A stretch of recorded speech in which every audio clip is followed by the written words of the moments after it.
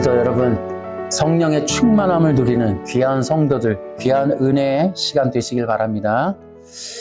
계시록의 중심 주제는 뭐냐면 여자와 교회입니다. 이게 뭐냐면 예수님과 교회가 계시록의 중심 주제다. 종말이다 뭐다 이거는 현상이고, 그 요한 계시록을 통해서 하나님의 말씀을 주신 것은 예수님에 대하여, 그리고 교회에 대하여, 그리고 그 관계성에 대해서 이야기해 주는 거예요. 그래서 요한 계시록을 뭐라 그래요? 복음 중에 복음이다, 이런 얘기를 한단 말이에요. 이 교회라고 하는 건 이제 성도들을 의미하는 거예요. 그런데 여러분, 성도는 누가 성도일까요? 그러니까 성경에서 말하는 성도들의 규정이 뭘까요? 이것은 뭐냐면 성령 안에서 하나님의 자녀가 된 자들을 성도라 부르는 거예요. 성경은 그렇게 얘기를 해요. 그러니까 성령을 받음으로 성령의 인도함을 받으면서 하나님을 아바 아버지라 부르는 자들, 그 로마서 8장 15절처럼 그게 성도들인 거죠. 그러니까 하나님의 영원한 구원 계획은 하나님 당신의 자녀들을 부르는 것인데, 그 자녀들이 누구냐? 예수님을 믿음으로 성령 받은 자들이다. 이게 성경의 이제 진리인 거예요. 그러니까 반대로 얘기하면 성령이 없거나 성령을 못 받으면 성도가 아닌 거예요. 그러니까 중요한 질문이 이거예요. 예수 믿는 자가 그러면 성도인가? 자, 이것도 우리가 한번 생각해 봐야 돼요. 아, 그럼 예수 믿는 모든 자가 다 성도들이겠네? 자, 이걸 이제 생각해 봐야 돼요. 우리는 흔히 나도 예수 믿어, 나도 예수 믿어, 나도 믿어, 나도 믿어. 그러니까 나도 성도야. 이렇게 이제 착각하는 경우가 있는데, 그러니까 우리가 지금 오해가 돼서 그래요. 우리가 잘못 배워서. 그러니까 성경에 있는 이 뜻은 뭐냐면, 사도 바울이 빌립보서나 갈라디아서에서 얘기하는 건 뭐냐면 예수님을 믿는 이유가 뭐냐는 거예요.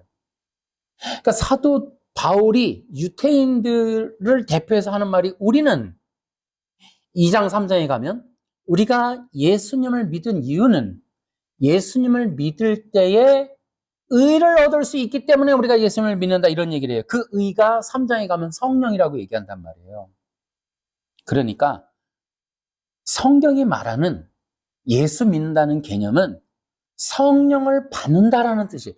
내가 성령을 받으려고 예수님을 믿는 거야 라는 거예요.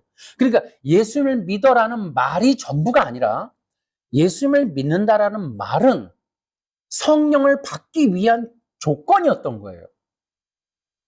그러니까 예수님을 믿는다는 말을 했다고 성도가 아니라, 예수님을 믿음으로 성령을 받았느냐 안 받았느냐가 그 사람들이 성도인가 아닌가를 결정한다는 거예요. 이해되시죠? 그러니까 이제 성도라고 하는 개념이 성경적으로 보면은 성령이 있느냐 없느냐가 기준이에요. 자, 근데 이런 내용들이 개혁주의를 비롯해서 장로교 중심적인 대한민국 교회에서 성령 얘기하면 안 되니까 이런 얘기들을 사실 잘 못해요. 더군다나 우리는 신사도 개념으로 이걸 다 이단시하기 때문에 성령을 받는 자가 성도라는 이 성경적 개념을 말하기를 두려워한단 말이에요. 근데 그게 사실이에요. 교회 다닌다고, 오늘 예배 드리러 왔다고, 예수 믿는다고, 우리 아버지가 교인이라고, 우리 엄마가 집사라고, 그런다고 기독교인이거나 성도라고 말할 수 없다는 거예요. 반드시 성령을 받아야 성도들이다. 근데 오늘 이제 얘기하고 싶은 주제는 그걸 넘어서서 성령 받은 성도들이 어떻게 살아야 하는가, 이제 그런 얘기 때문에 이제 이야기를 하려고 하는 거예요. 근데 성령 받은 이 성도들, 그들이 누구이며 어떻게 구별하고 그들의 삶이 어떻게 전개될 것인가에 대해서, 그 삶이 어떻길래 우리는 그들을 성도들이라고 인정할 수밖에 없는지, 이런 얘기들을 하는데, 문제는 이것을 예수님의 광야의 시험과 비교해서 이야기를 좀 나눠보자는 거예요. 자, 1장. 우리는 이제 예수님의 순종 문제에서부터 이 이야기를 이제 풀어가려고 합니다. 여러분, 예수님이 순종하셨다, 이런 얘기들을 많이 들어보셨을 거예요. 근데 이제 이 대부분의 지금 현재 기독교가 말하고 있는 예수님의 이제 순종 문제가 중요한데요. 대부분 이렇게 얘기하죠. 예수님은 순종하셨다. 그런데 어디에 순종했다? 율법에 순종하셨다. 그래서 율법에 순종해서 어떻게 됐다? 예수님이 율법에 순종해서 의를 얻으셨다. 이렇게 얘기를 하는 것이 일반적이에요. 구체적으로는 개혁신학이고, 구체적으로는 개혁신학 안에 있는 의의 전가교리, 능동순종교리라는 것들이 예수님이 순종하셨는데 율법에 순종했다. 그래서 어떻게 되느냐? 의라는 걸 얻으셨다. 이제 이렇게 얘기를 한단 말이에요. 그래서 예수님의 순종이라고 하는 걸 전부 율법 순종 이렇게 얘기하는 게 이제 지금 대한민국이나 전 세계적인 기독교가 동일하게 얘기를 합니다. 독일이나 영국이나 다 마찬가지예요. 그러니까 예수님부터 지금 이제 이 기독교가 율법화가 거의 이제 완료됐다. 저는 이렇게 봐요. WEA, WCC도 마찬가지고, 이제 앞으로 뭐 9월인가 10월에 ICRC라고 하는 뭐 개혁주의 뭐 교단 총회 이런 것도 있는데, 이런 것들도 모두 한결같이 얘기하는 게 예수님은 율법에 순종하신 분이시다. 그래서 율법으로부터 의를 얻으셨다. 죄를 씻으셨다. 거룩함을 얻으셨다. 심지어 브랜든 크로라는 사람 뭐래요? 예수님은 율법에 순종하심으로 자기 자신을 구원시키셨다. 이런 얘기까지 하죠.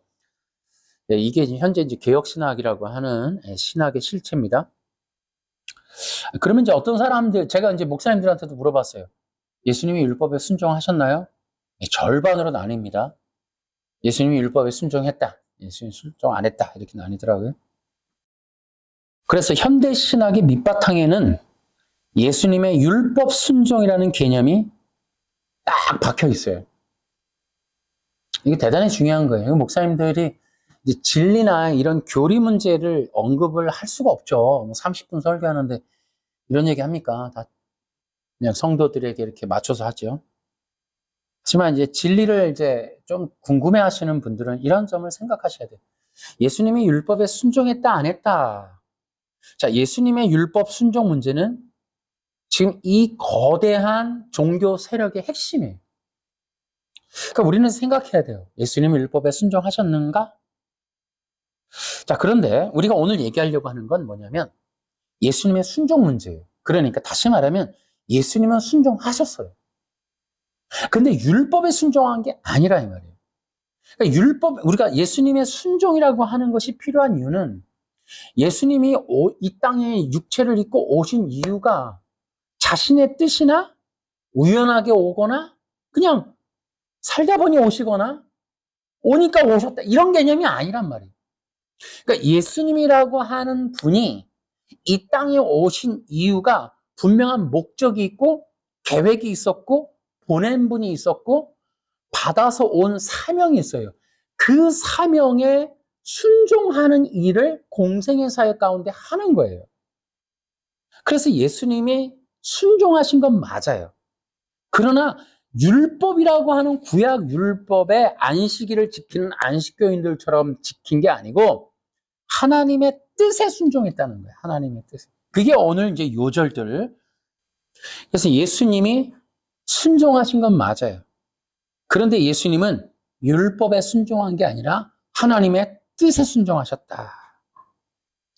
그럼 그 하나님의 뜻이 뭐냐? 이제 우리가 이런 것들. 그래서 빌립보서 2장 8절에 우리 빌립보서 2장 8절을 봐봐요. 아주 중요하게 우리가 읽었듯이 이 땅에 계신 동안 스스로 낮은 자가 되시며 하나님께 순종하셨습니다. 예수님은 목숨을 버려 십자가에 달려 돌아가시기까지 하나님의 말씀을 따랐습니다. 그러니까 예수님이 순종하시는 뜻이 뭐냐면 십자가에서 죽는 거예요. 하나님이 예수님께 명령한 명령은 십자가의 죽으심이에요. 이것이 뭐냐? 창세전 구속 언약에 의해서 계획된 거예요. 그러니까 창세전 삼위일체 하나님께서 에베소서 1장에 나오듯이 온 인류를 그리스도 안에서 구속하기로 결정해 놓으신 거예요. 그래서 그리스도가 오셔서 하나님이 계획한 구속의 일들, 구원의 일들을 이루시는 것이 하나님의 뜻이었는데 그 내용, 어떻게 구속하실 것인가에 관해서 율법이라고 하는, 구약의 율법이라는 것을 통해 하나님의 구원 계획의 설계도를 쫙 얘기해 놓은 거예요. 예수님이 오셔서 어떻게 구속하시는가? 어린 양이 번제단에 들여서 피를 흘려 죄를 씻어 인간의 죄를 속죄하듯이 하나님의 아들이신 예수님이 오셔서 어린 양으로서 십자가에 죽으심으로 그 피로서 모든 죄를 씻는 그 구속의 사역을 하러 오셨구나라는 내용이 율법의 설계도로 다 나와 있는 거예요. 그래서 예수님께서도 십자가에 달려 죽으시면서 뭐라 그래요? 다 이루었다. 그러니까 예수님의 순종은 십자가에서 다 이루시는 거예요. 십자가에서 죽는 거예요. 십자가에서 죽으셔야 인간의 죄를 씻고 생명의 길이 열리기 때문에. 그래서 예수님이 오실 때에 인간의 몸으로 오세요. 그런데 중요한 거는 인간의 몸으로 오시되 아담의 혈통으로 오시면 안 돼요. 그러면 아담의 혈통으로 오시면 죄를 갖고 있는 몸이 된단 말이에요. 죄의 몸을 입게 돼요. 몸은 몸이지만 번제단에 드려질 거룩한 몸이어야 하니까 아담의 혈통, 곧 인간의 몸을 통하여 오시는 게 아니라 성령으로 잉태하여 오신단 말이에요. 그래서 예수님은 아예 거룩하신 분이에요. 아예 오실 때부터 거룩한 분이에요. 이 땅에서 거룩해지거나 이 땅에서 구원자의 자격을 취하시는 게 아니라 하늘로부터 오실 때에 이미 그는 거룩한 분이세요. 그래야 죄의 이 속죄를 위한 번제물이 되는 거예요. 이 땅에서부터 아담의 혈통으로부터 만들어지면 구원자가 될 수 없어요. 그래서 예수님이 인간으로부터 땅에서부터 만들어진 게 아니라 하늘로부터 부어져서 내려오신 분이다. 그러나 그는 육체를 입으셨다. 만일 그가 아담의 후손으로 오셨다면 죄인이었을 것이고 죄에서 자유로울 수 없었을 것이다. 그러므로 그는 구속할 수 있는 자격이 없다 말이죠. 이 내용이 바로 그래서 인간의 이 아담의 혈통으로 오지 않고 여자의 몸에서 나왔다라고 표현을 한 거예요. 그것이 갈라디아서 4장 4절이에요. 그래서 예수님은 어떤 분이냐?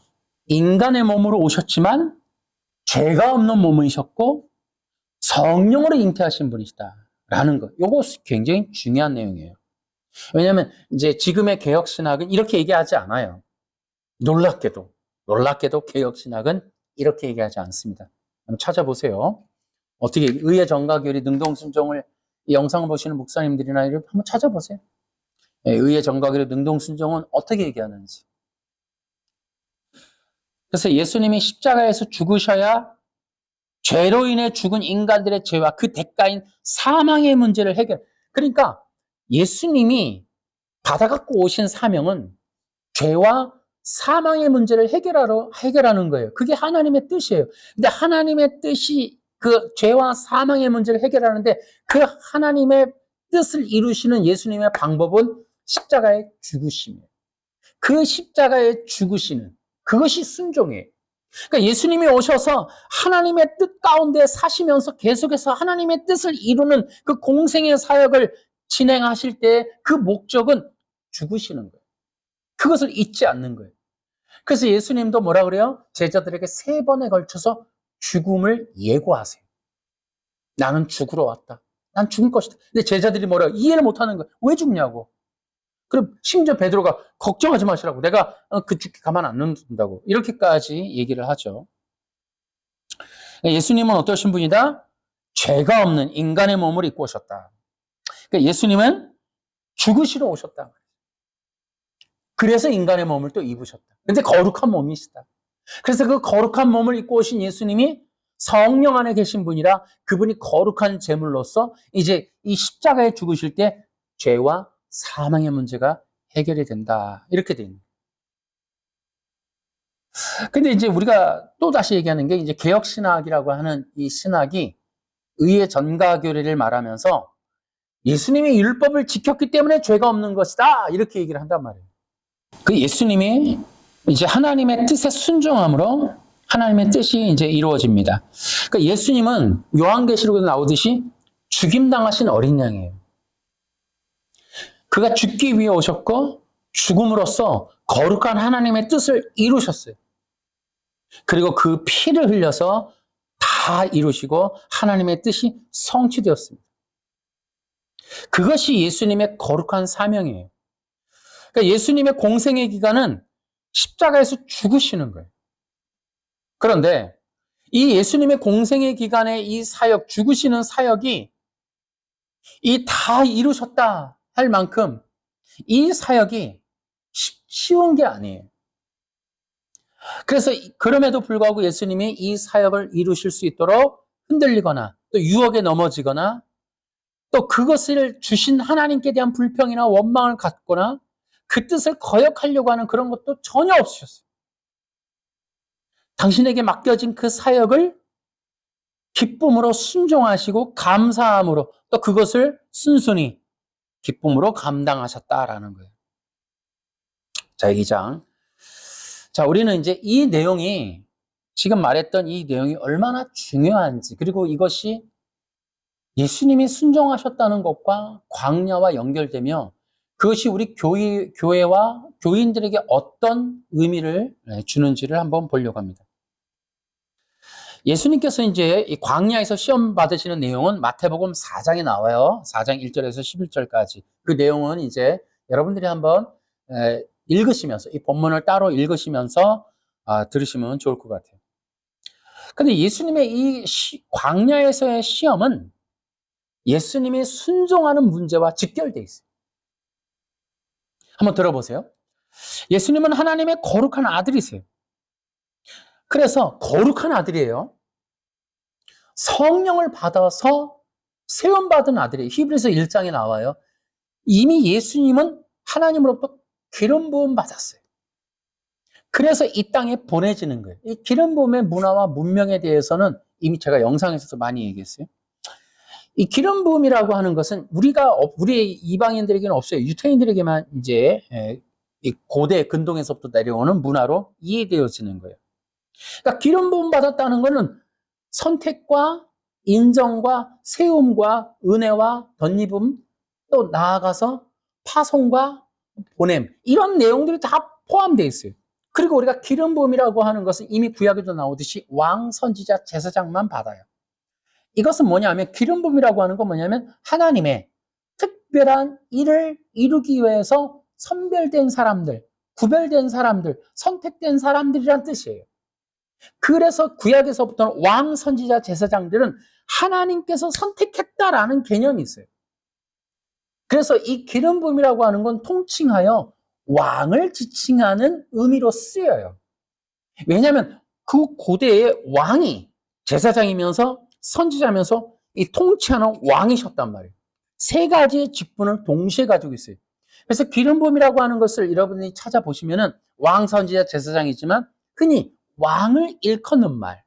그래서 여러분 우리가 구원받아서 베드로가 뭐라 그래요? 우리는 왕 같은 제사장이다 이런 얘기를 해요. 그게 이제 기름 부음 받았다라는 의미예요. 그 왕 같은 제사장이라는 단어가 기름 부음이라고 하는 문화를 갖고 있는 사람들만 쓰는 단어예요. 기름 부음이라고 하는 문화를 이해해야 그 단어가 그냥 읽혀지는 거예요.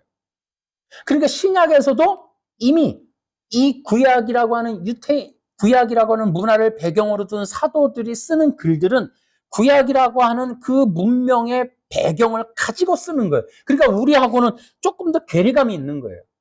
그 대표적인 게 기름 부음이에요. 기름 부음. 이 기름 부음이라고 하는 문화는 우리하고 상당히 차이가 있다. 그래서 그 내용이 많다. 그 내용을 좀 이해할 필요가 있다는 거죠. 어쨌든 예수님은 기름 부음 안에서 하나님의 거룩한 아들이세요. 이거 굉장히 이런 말밖에 할 수가 없어요. 그러면 그 뜻이 뭐냐? 그 뜻. 기름 부음 안에서 거룩한 아들이라고 하는 뜻은 마음과 생각과 뜻이 거룩하다라는 거예요. 그럼 이게 뭐냐면 이런 얘기예요. 하나님과 하나가 된 거예요. 하나님의 뜻이 내 뜻이 되고, 하나님의 생각이 내 생각이 되고, 하나님의 마음이 내 마음이 되는 거예요. 연합하는 거예요.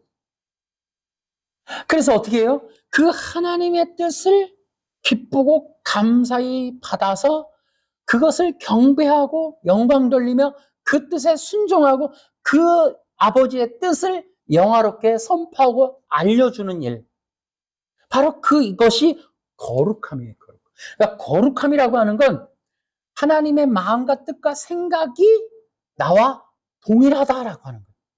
그것이 거룩함이에요. 다시 말하면 하나님의 뜻과 마음과 생각에 대하여 내가 점도 흠도 없이, 티도 없이, 점도 흠도 없이 100% 불평이나 원망이나 이런 다른 어떤 마음 없이 감사하는 거예요.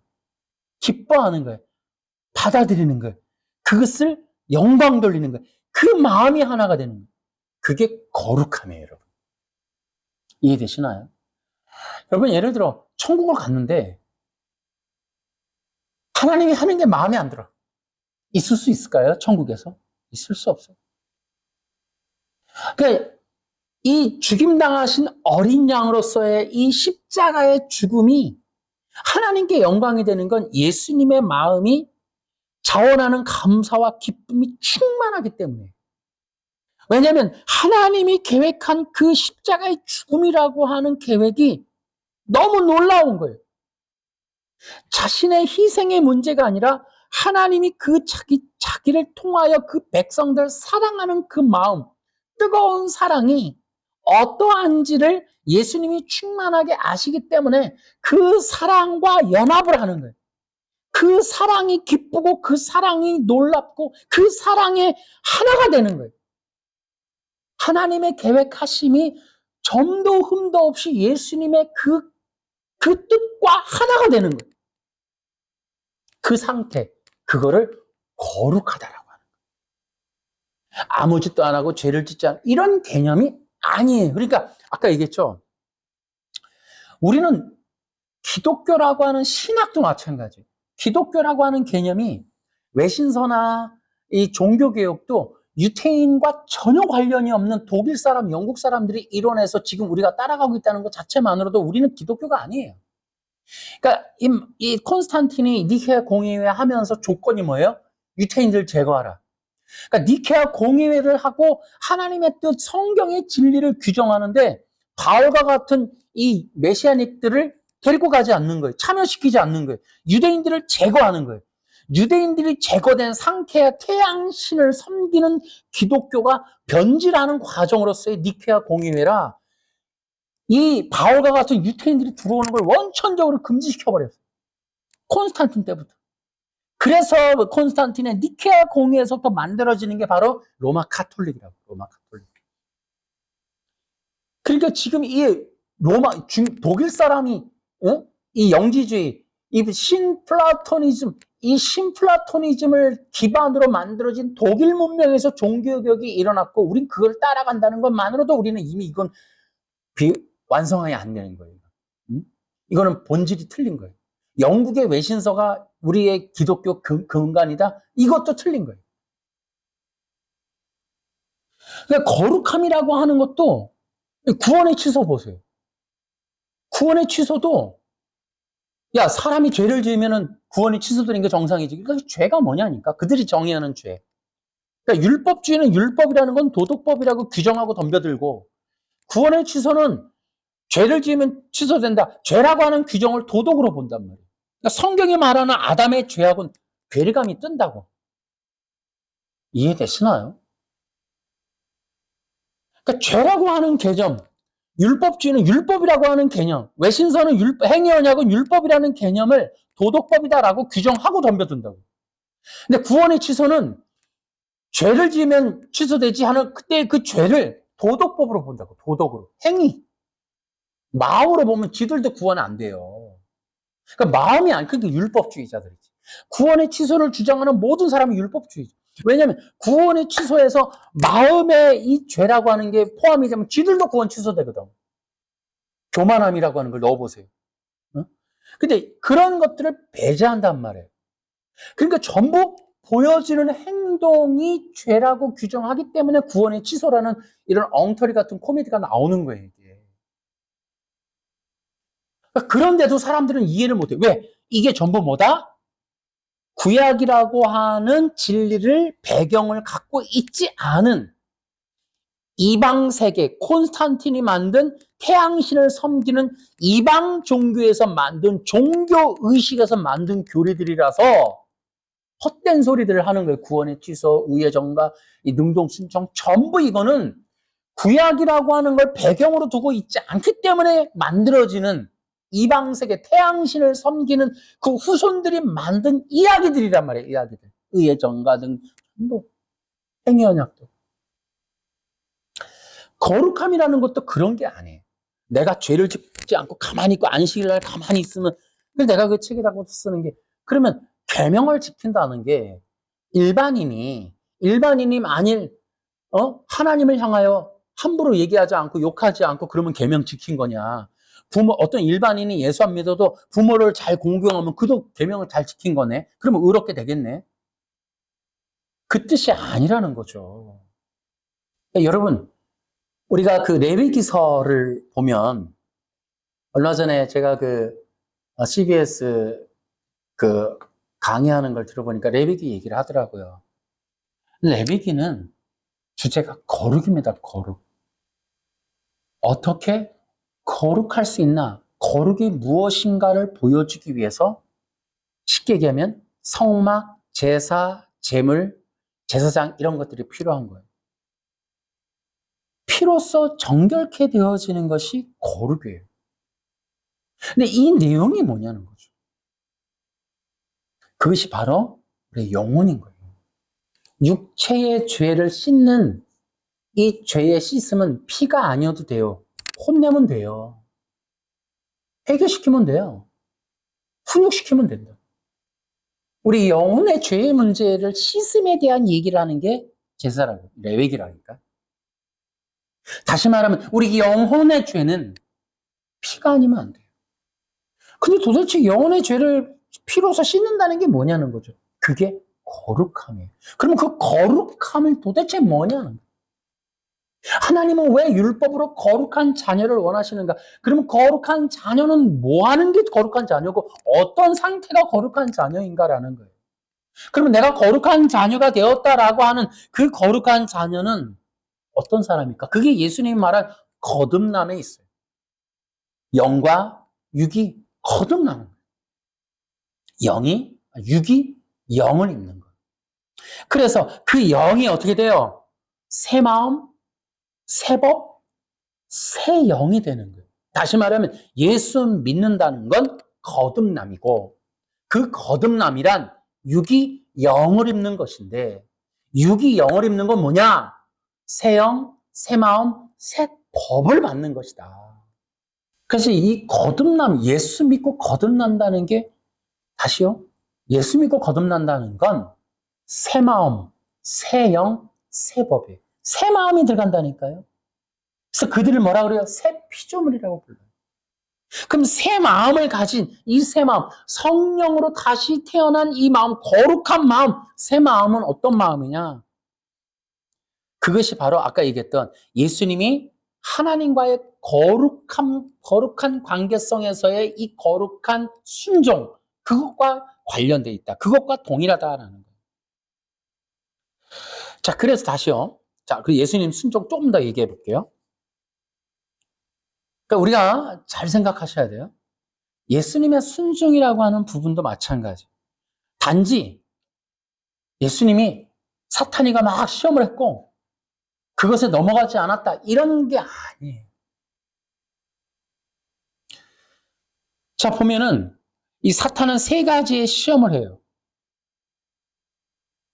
이 세 가지를 통해서 하는 일이 제가 뭐 하나하나 말하지 않겠어요. 거기에도 그런 게 나오죠. 뛰어내리라. 또 너 나에게 경배하라. 돌이 빵이 되게 하라. 이런 것들을 통해서 예수님의 마음을 이제 흔들어 놓는 거예요. 시험하는 거예요.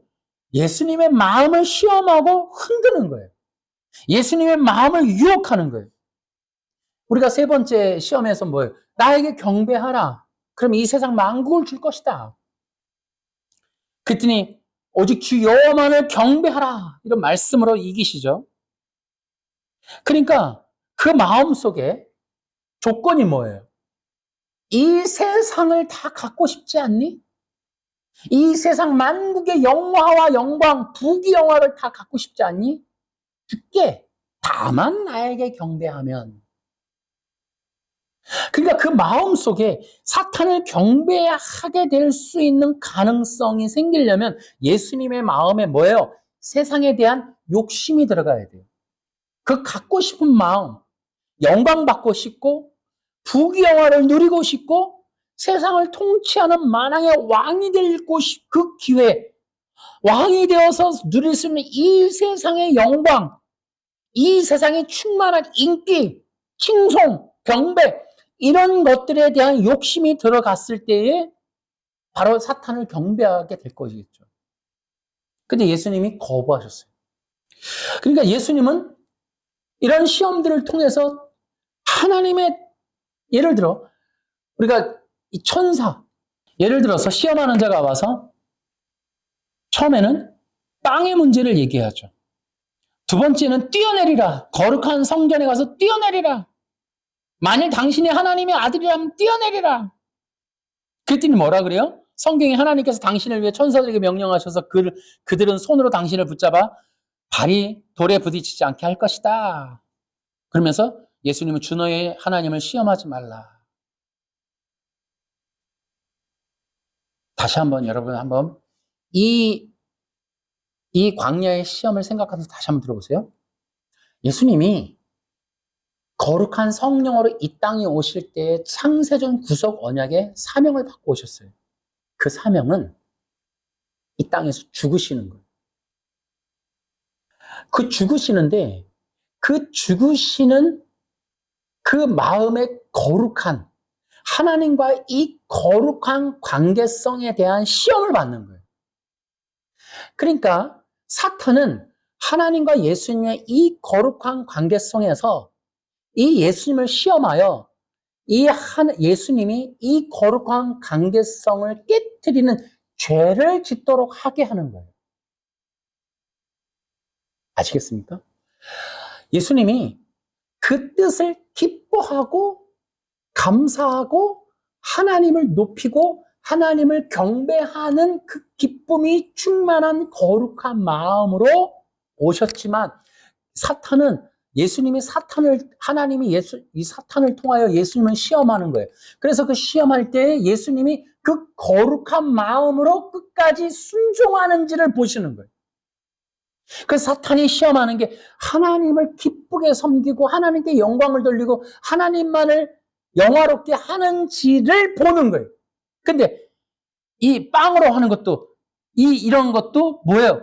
당신이 하나님의 아들이라면 이 돌이 빵이 되게 하는 능력, 자기 능력과 자기 영광과 자기 생각으로 또 이 뛰어내리는 것도 자기의 하나님의 뜻을 이루라 그랬지 언제 자 보세요. 이런 것도 보세요. 예수님은 하나님의 뜻을 이루러 오셨어요. 근데 자기가 어떠한 일을 하시는데 하나님이 그 뜻을 위하여 천사를 보내고 그것을 도와주고 그런 일을 하는 것이 거룩함이 아니에요. 거룩함이라고 하는 건 하나님의 뜻에 순종하는 거예요. 그 뜻에 거룩하게 순종해야 돼요. 그 뜻을 깨트리고 예수님이 주인이 되고 예수님의 뜻을 나타내고 예수님의 힘을 나타내고 예수님 당신이 자신이 원하는 일을 하고 당신 자신의 육체를 위해서 그 욕심을 이루기 위해서 배고픔을 위해서 그런 일들을 이루시고 자기 영광을 이루시고 하는 하나님의 뜻이 아닌 자신의 뜻을 위하여 무엇인가를 행하거나 혹은 하나님께 명령하거나 하나님께 요청하는 자신의 뜻을 위하여 하나님이 섬기거나 하나님이 도와주거나 하나님이 그것을 지원해주는 그런 불의한 일을 행하러 오신 것이 아니라는 거예요.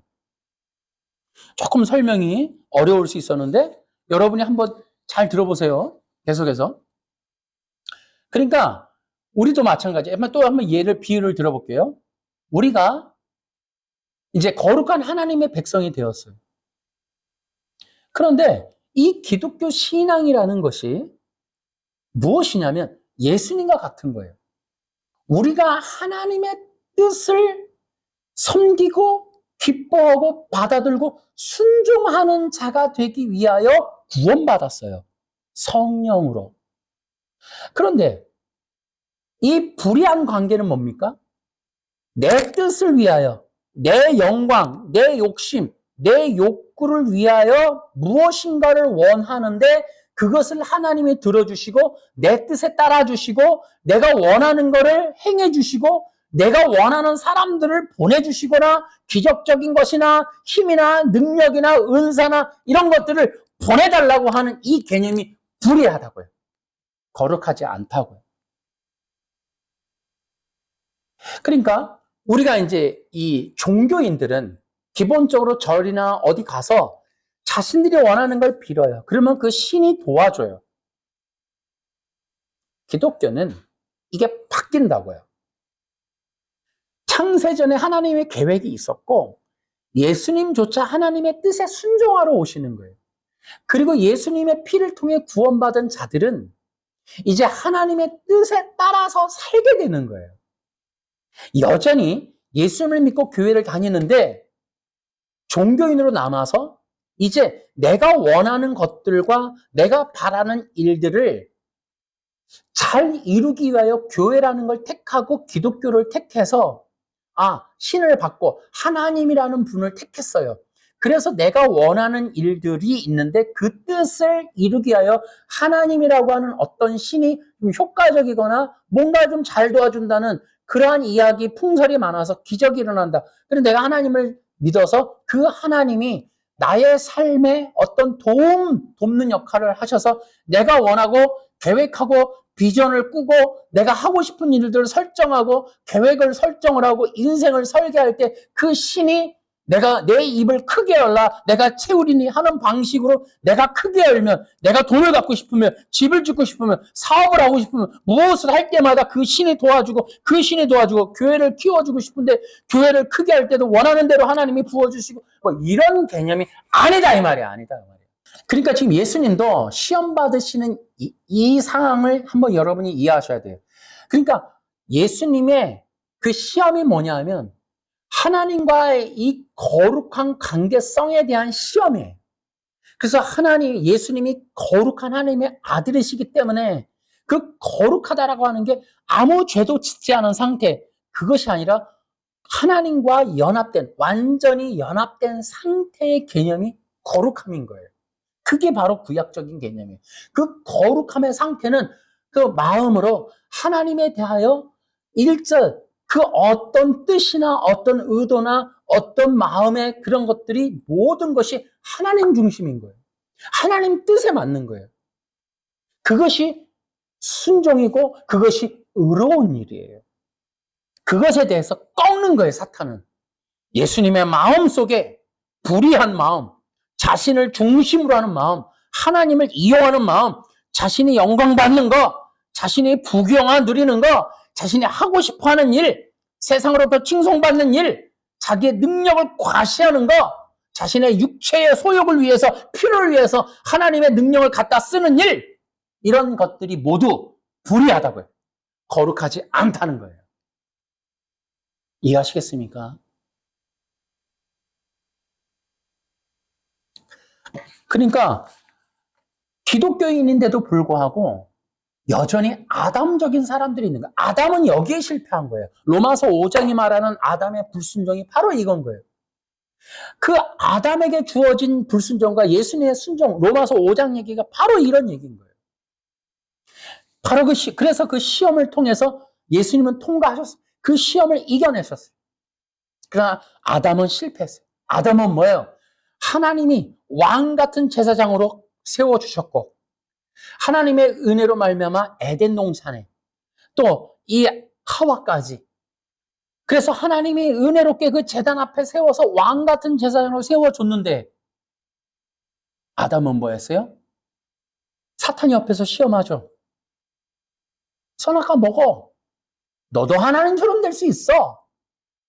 하나님이 주신 그 명령과 뜻을 저버리고 자기가 오히려 그 하나님이 주신 말씀과 의도와 뜻과는 별개로 자신이 영광 받기 위해서, 자신이 신이 되기 위해서, 자신의 뜻대로 살기 위해서 내가 신이 될 거야. 내가 왕이 될 거야. 차라리 내가 왕이 될 거야. 하나님의 뜻에 순종하느니 내가 왕이 돼서 내 뜻대로 살 거야.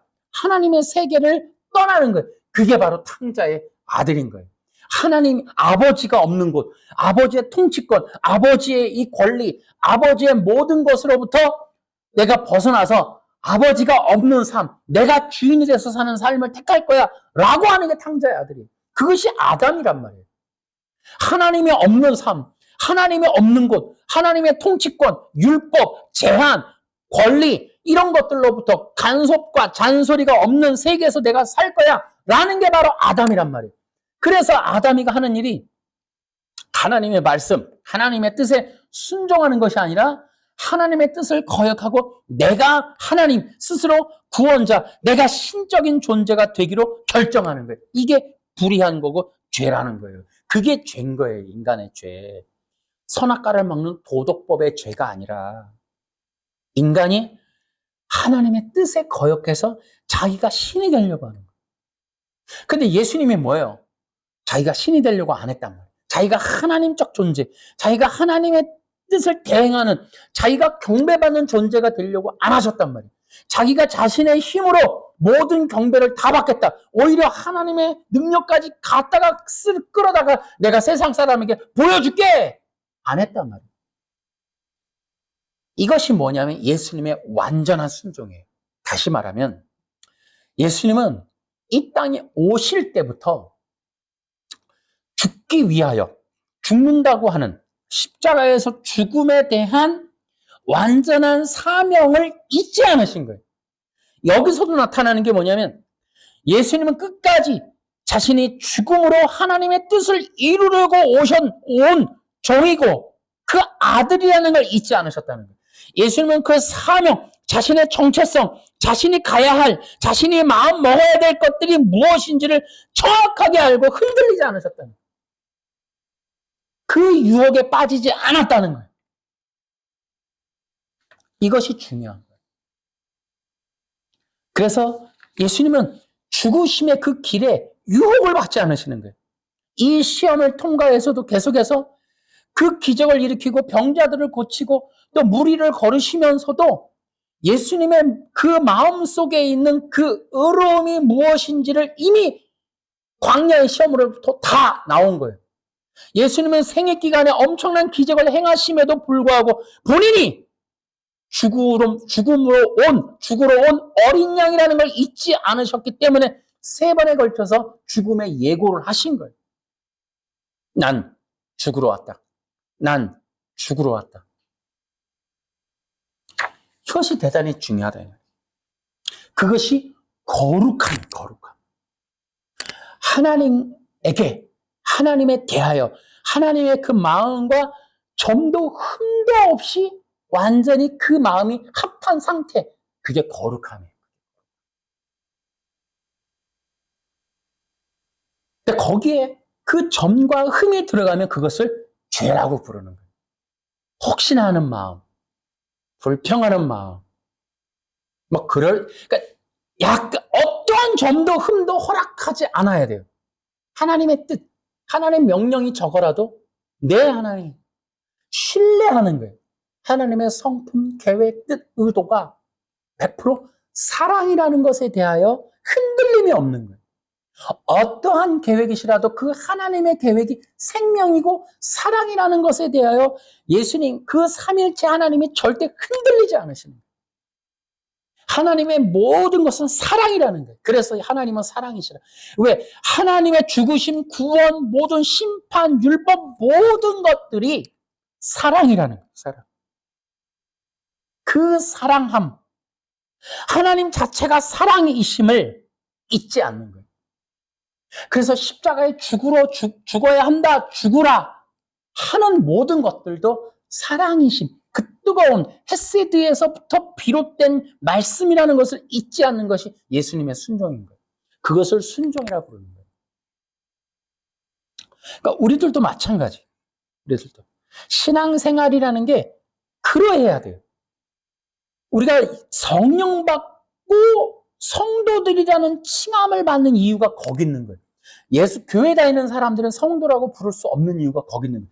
성령을 받아야만 이전에 아담으로부터 이어받은 옛사람의 그 육체의 마음이 아닌 하늘로부터 온 마음을 받았기 때문에 하나님에게서 온 그 마음 때문에 하나님이 이해되는 상태. 그게 성령 받은 사람들이에요. 그래서 하나님이 이해되는 거예요. 이전에는 어때요? 와이미! 했던 인간이 하나님 감사합니다가 돼요. 하나님에서 일절 점도 흠도 없이 순종하고 기뻐하고 감사하고 그 뜻을 받아들이. 그러면서 성령을 통해 예수님을 알게 하면서 어떻게 해요? 예수님의 십자가를 통해 오는 그 사랑, 로마서 5장 8절처럼 십자가라고 하는 것이 무엇으로 인식이 되냐면 하나님이 사랑이시라는 걸로 인식이 되는 거예요. 하나님이 어떠한 사랑이냐가 이해가 되기 시작하는 거예요. 기독교인이 되고 성령 받으면서 계속적으로 처음으로 나타나는 게 사랑이라는 개념이 이제 드디어 생겨나는 거예요. 사랑이라는 게 꽃이 피는 거예요. 사랑이라는 개념이 점점 생겨난다. 하나님이라고 하는 그 세계, 여호와의 세계, 예수님을 통하여서 이루어지는 하나님의 나라는 사랑이라는 게 이해가 되기 시작하는 게 기독교인인 거예요. 그게 바로 기독교의 나라, 생명의 나라, 은혜와 사랑의 나라, 하나님의 나라가 바로 사랑이라는 게 이해가 되는 거예요. 그게 성령을 통한 역사인 거예요. 그것에 대해서 이해하고 받아들이고 순종하게 되고 점도 흠도 없이 원망불평 이것이 사라지게 되는 그런 것들이 바로 성령의 역사인 거예요. 그래서 하나님의 모든 것이 아멘이 되는 거예요.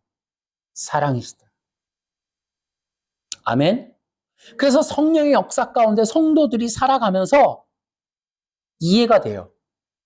하나님이 나를 통해서 이루신 프로그램들이 이해가 되는 거예요. 하나님의 내가 연약하고 부족하고 가난할지라도 그런 것들이 하나님의 사랑이었음이 이해가 되어지는 거예요. 점점 기름 부음 가운데. 그것이 거룩함인 거예요. 이해되세요? 내가 도적질 안 하고 술, 담배 안 하는 게 거룩함이 아니라 하나님의 마음, 그 마음과의 영적 교제가 거룩함이라는 거예요. 그것이 깨어지는 걸 죄라고 부르는 거예요. 죄라고. 네? 내가 선악과를 먹는 도덕법이 죄가 아니라 하나님의 그 선하심과 그 기뻐하시는 뜻을 어기는 거. 그게 죄인 거예요. 그 뜻에 대해서 아멘할 수 없는 게 죄라고. 그게 죄인 거예요. 기독교에서 말하는 죄는 세상에 말하는 죄랑 다르다고요. 다르다고. 그건 세상 죄는 기본이고 그 육체로 짓는 이 죄들은 기본이고 하나님과 영적인 교제가 깨어지는 게 죄라고요. 이게 그래서 기독교의 죄는 높은 차원인 거예요. 높은 차원. 하나님과의 관계성에서 의와 거룩과 죄가 결정이 되는 거예요. 아까 얘기했죠. 10계명이 있는데 일반인이 부모님을 되게 잘 공경하는 일반인이 있어. 그럼 10계명 지킨 거네? 그럼 의롭겠네? 아니라니까요. 의와 거룩과 구원과 이런 것들은 죄는 하나님과의 관계성에서 결정되는 거예요.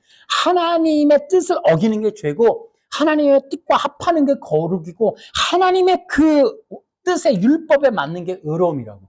그게 히브리적인 개념인 거예요. 그러니까 우리가 패러다임이 얼마나 벗겨져야 되겠어. 응? 이방인이라고 하는 이 무지몽매한 이런 인간적인 그냥 한국인 같은 그냥 자연적인 종교인에서 우러나오는 선입견으로 반려드는 이런 의식들. 그래서 그런 것들 평가하는 거. 그냥 일반인이 교회 와서 조금 몇 번 다니더니 그건 죄예요. 뭐 그냥 구원이 어쩌고 예수님이 어쩌고 이렇게 하는 것 자체가 어리석다. 무지몽매하다. 우리가 끊임없이 성경 안에서 하나님의 그러한 선하심을 이해하는 과정은 멀어요, 멀어. 우리 이방인들은. 이 히브리적 개념이 아무것도 없는 단어조차, 죄라는 단어조차 다른 문명 속에서 이해하고 있는 사람들이 모여갖고 구원이 치손이 뭐니 이런 얘기를 하고 있는 것 자체가 코미디라고, 코미디. 죄라고 하는 규정 자체가 이미 이방적인 종교에서 말하는 거랑 기독교에서 말하는 거랑 혼용돼 있다고 지금 교회는, 신학은. 성경이 말하는 죄는 그런 게 아니란 말이에요.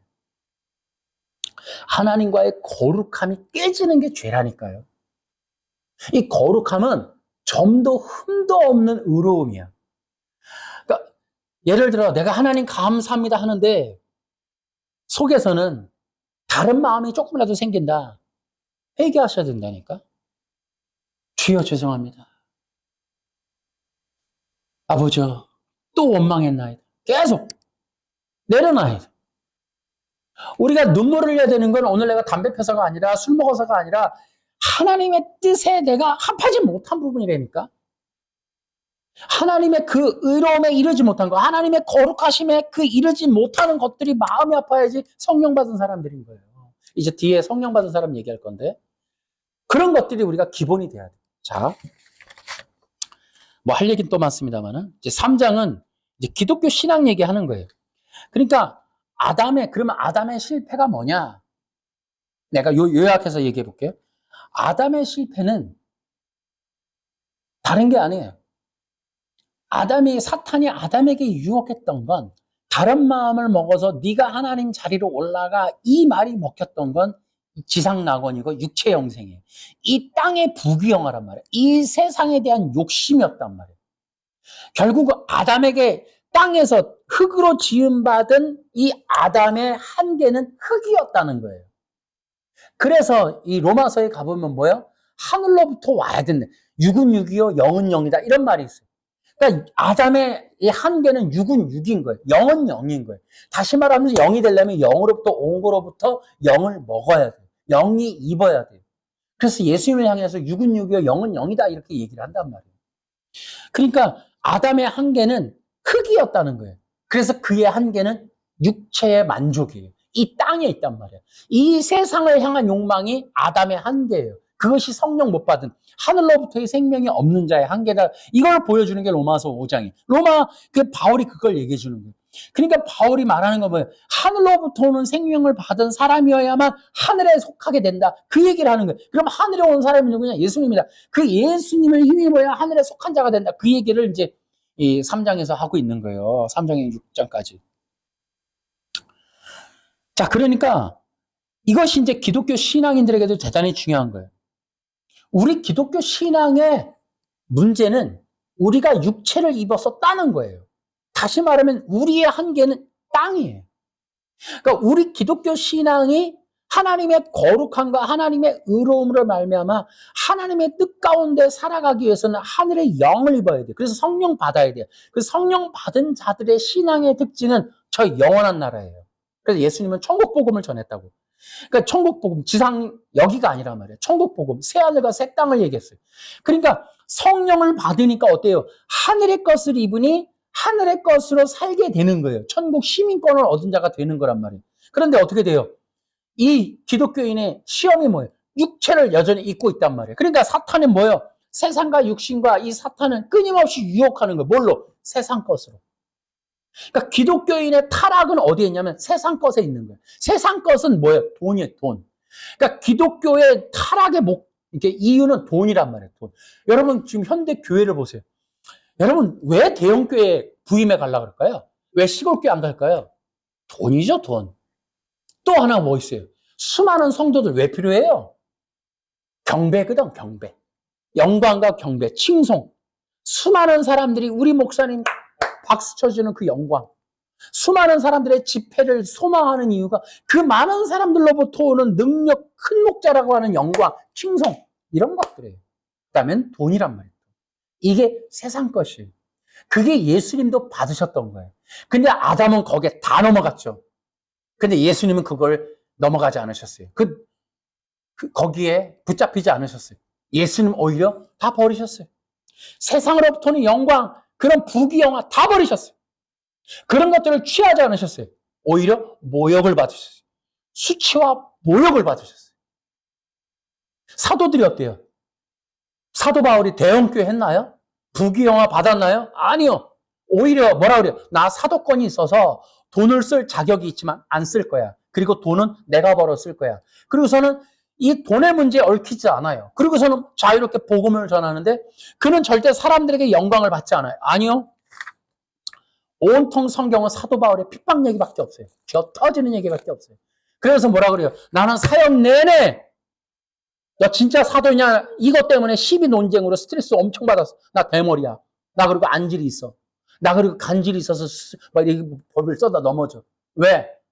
내가 사도냐? 이 문제로 그래서 이 복음까지 안 받아들이는 이 교회들 때문에 너무너무 힘들었어. 네가 진짜 사도야? 열두 사도도 아니잖아. 이 얘기 난 너무 많이 들었어. 뭐 이런 얘기 하잖아요. 칭송 받아본 적이 없어요. 살아생전에. 그러니까 성령 받았는데 이 어마어마한 복음의 진리를 남겼는데 근데 이 하나님의 뜻을 섬기는 사역을 나머지 사역을 했는데 인정, 칭찬, 명예가 없어. 죽어가는 거예요. 그리고 뭐라 그래요? 나는 갈 날이 얼마 안 남았어. 생명의 면류관을 바라보고 있어. 그는 면류관만 보는 거예요. 하나님 앞에서 받을 것만 보는 거예요. 그게 뭐다? 성령 받은 성도들의 모습이에요. 그러니까 성령 받은 성도들이 땅을 취하거나 땅의 것을 탐하거나 땅의 것으로 만족하거나 위로를 삼거나 비전과 꿈이 거기에 있다면 교회에서 말하는 비전과 꿈이 땅이라면 전부 비기독교예요. 전부 타락한 거예요. 기독교 아니에요. 기독교는 그렇잖아요. 육인 인간에게 영을 입혀서 하늘 바라보게 하는 거예요. 다시 말하면 진짜 성령 받은 성도는 비전과 꿈이 하늘에 있는 거예요. 그러니까 그들에게 비전과 꿈 얘기하더라도 달리 딱 고백을 딱 찔러보면 천국 얘기가 나와야 돼요. 나는 꿈이 천국이고 소망이 천국이고 비전이 천국이고 꿈이 저기고 뭐 목적이 저깁니다. 그거 나와야지. 내가 왜 돈을 많이 벌어서 내가 진짜 교회를 10개를 지을 거 그런 욕 나올 뻔했네. 그런 소리를 하면 그 가짜라는 거예요. 가짜. 엉터리들이야. 엉터리들. 웃기는 소리 하고 있어. 당신은 아니어도 무슨 교회를 하나님이 짓지 네 돈으로 짓냐? 그러니까 우리는 엉터리 같은 신앙생활을 다 하고 있는 거예요. 부귀영화를 꿈꾸면서 믿음 얘기하고 그러니까 뭐냐면 기독교의 최고의 악이 뭐냐면 성경이라는 도구로 장사를 해먹는 거예요. 이 성경 이야기로 사람들에게 이 설교라는 이런 프로그램으로 사람들을 이 등쳐먹는 일을 하는 게 이 기독교의 최고의 이 폐역할 일이에요. 기독교 신앙을 빙자해서 그것을 정말 사람들에게 장사하는 일.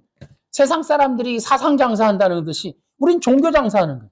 11조 걷고 무슨 뭐 헌금 걷고 돈 관리해가면서 큰 교회 가갖고 큰 목자 칭찬받고 큰 교회를 소망하고 뭐 성도들도 큰 교회 가서 돈이 어쩌고저쩌고 작은 교회 가면 돈 많이 나고 큰 교회 가면 돈이 어쩌고저쩌고 그런 소리 하면 이 대한민국 교회 최고가 지금 멸망하는 이유 중에 하나는 돈이에요. 돈.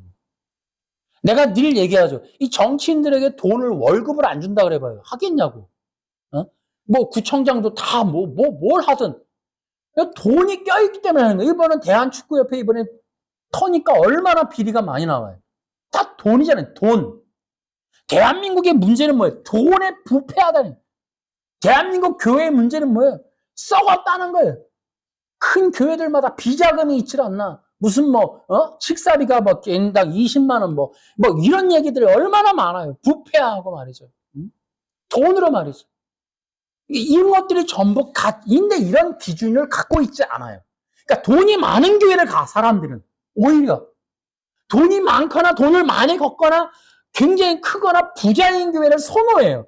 그러니까 이 기독교가 아니라 종교 단체다 이렇게 보면 돼요. 여러분 이단들 보세요. 하는 일이 뭐예요? 전부 돈이에요, 돈. 결국은 돈이라고. 뭐 나는 신이다 프로그램 보고 그거 수많은 보도자료를 보세요. 돈이에요, 돈. 그 안에는. 수많은 사람들의 돈을 뺏겠다는 거예요. 여러분 교회가 돈 아니면 하겠냐는 거죠. 이것이 뭐예요? 돈이라고 하는 거는 다른 게 아니에요. 이 세상을 향한 인간의 욕망을 대표하는 아이콘이에요. 당신들의 소망이 어딨냐를 보여주는 거예요. 돈은 필요하지만 하나님이 주는 사명으로 살아야 돼요. 그래서 바울은 돈이 필요하지만 그 돈을 헌금을 한다든지 선교비로 보낸다든지 그렇게 하는 거예요. 예루살렘으로 성경을 보내고 그것으로 자기가 또 먹고 살고 하는, 그렇게 함으로 목적이 뭐예요? 하나님의 뜻에 순종하는 거예요. 예수님이 하나님의 뜻에 순종하는 삶을 십자가에 죽으면서까지 한 것처럼 사도 바울도 죽으면서까지 하나님의 뜻을 이루었고, 교회들도 그렇게 하나님의 뜻을 이루며 사는 거고, 이 성도들도 그렇게 하면서 살아가는 거예요.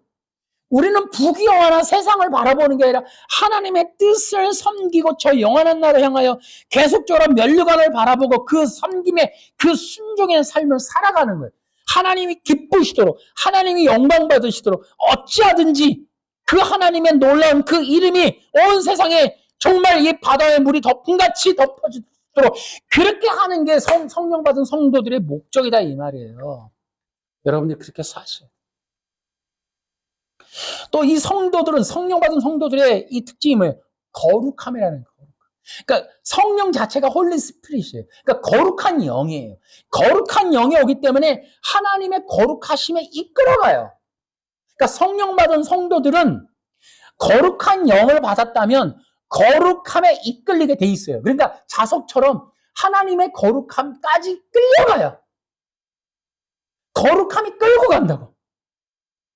하나님의 뜻에 맞는 그런 단계까지 그런 삶으로 이끌려 받는 거예요. 그래서 뭐예요? 내가 무엇을 하고 안 하고가 문제가 아니라 이것을 하나님이 기뻐하실까? 하나님이 영광 받으실까? 하나님에게 순종하는 일일까? 하나님에게 영광되는 일일까를 생각하는 그 거룩한 마음이 거룩이라. 그게 성도들이에요. 근데 그런 마음이 일어나느냐는 거죠. 그런 마음이 있느냐는 거예요. 성령 받은 성도들이 누구냐? 하나님을 향한 거룩한 마음이 살아났느냐는 거예요. 그 마음으로 사느냐는 거예요. 그런 마음이 지금 여러분의 삶을 이끌고 있느냐는 거예요. 다시 말하면 우리는 여전히 이 세상에 살지만 이 세상을 꿈꾸고 사느냐. 그러니까 여러분 보십시오. 예수 믿는다. 좋아요. 거기까지 포함해서. 성령 받은 사람 포함해서 나 예수 믿어요. 교회 다녀요. 다 좋아요. 다 갖다 놓고 진짜 그들 중에 진짜 성도들에 대한 얘기를 하면서 당신들이 진짜 이 땅을 목적으로 사느냐? 이 땅의 것을 원하는데 하나님의 도움을 끌어다 땡기고 싶고 목사에게 안수받고 싶고 능력받고 싶고 은사받고 싶고 응답받고 싶고 뭐 복을 받고 싶고 산상성에 가서 뭐 치유받고 싶고 회복받고 다 해서 그런 것들로 인해서 결국은 내가 원하는 게 뭐냐는 거예요. 결국 뭐냐는 그걸 묻는 거예요. 그러니까 일반 종교 사람들이 원하는 것처럼 이 땅과 그냥 여기 이것이 전부라면 여러분 그 기도 구원받은 사람 아니에요. 그러니까 성령 받았다 아무리 얘기를 해도 그거 다 필요 없어요. 사람들에게 받는 영광이 달콤하거든. 여러분 아직까지 먼 거예요. 아닌 거예요. 여러분 성경 어디에도 여러분 영광 받는 길이 아니에요. 좁은 길 가라 그랬고 십자가에 죽으라 그랬고 사도 바울도 나는 날마다 죽는다 그랬고 어쨌든 예수님은 죽으셨어요. 기독교는 뭐냐? 죽으러 가는 길이에요. 이거 이해가 되셔야 돼요. 이게 동의가 되셔야 돼요. 이런 뜻의 아멘해야 돼요. 여기에 부합해야 돼요. 네, 맞습니다. 죽는 것입니다. 죽는 거. 내가 죽는 겁니다. 세상에 대해서 죽는 겁니다. 내 뜻이 죽는 겁니다. 내 계획이, 내 마음이, 내 감정이 죽는 겁니다. 그리고 새 마음, 새 영으로 들어와서 하나님의 뜻, 하나님의 사랑 안에 새 마음으로 그렇게 사는 것이 기쁨이고 목적이고 가치고 내 신앙생활이고 내 삶의 전환이고 바뀌고 변하고 모든 것에 대한 새로움입니다. 나 이 성령 때문에 뒤집어졌습니다. 이전에 이러이러한 목록들이 많았고 이런 것들을 소망했고 이런 것들이 가치가 있었는데 이런 것들은 뭐 구찌가 어쩌고 이렇게 했는데 소용없어요. 나는 하늘입니다. 하나님의 뜻이 너무 귀합니다. 그 하나님의 사랑함이라고 하는 것이 내게 부어지는 그 사랑이 너무 가치가 있습니다. 그거 외에 나에게는 아무것도 없습니다. 남은 건 그것이 전부입니다. 이렇게 거룩함이라고 하는 진짜 성령 받은 거룩함에 대한 그런 것들이 고백되어지는지를 봐야 됩니다. 그게 성령 받은 성도들이에요. 마지막 시대에 하나님이 찾으시는 거룩한 백성들이 누구냐 하는 거예요. 나 교회 다니고 다 필요 없다. 내가 목사에 다 필요 없다 이 말이에요. 그런 것들 다 버리라 이 말이에요. 기독교가 이미 종교화된 지는 100년이 넘었어. 이게 다 소용없어요. 다 소용없어. 우리 다 종교인 그 언저리에 있는 거예요. 진짜 하나님이 찾는 거룩한 백성이 되는 일, 여러분 성경적으로 보면 지금까지 해왔던 말도 있지만 여러분 우리는 굉장히 중요한 변화를 실제적으로 영적으로 겪어야 돼. 그것이 찾아와야 돼. 변화가 일어나. 그것이 진짜 하나님의 거룩한 백성이다. 세상과 짝하지 않고 이 세상에 살지만 이 세상에 속하지 않고 이 세상 것들을 사랑치 않고 이 세상이 빌붙어서 더러운 것들과 야합하지 않고 겨우 그런 것들을 즐기며 그런 것들을 만족하고 사는 게 아니라 하나님과 저 영원한 나라, 그 생명, 아버지의 극심한 사랑, 예수 그리스도의 십자가의 사랑, 그런 것들을 소망하며 그런 것들을 영적 양식으로 삼아 내가 이 땅에서 하나님의 영광을 위해서 살아가는 삶을 목적으로 합니다. 그 하나님의 뜻이 이루어지는 게 내 뜻이고 인생의 가치관이고 비전이고 꿈이고 목적입니다. 나의 전부는 주님밖에 없습니다. 이전 것은 다 배설물로 버립니다. 라고 하는 그런 것이 진짜 기독교.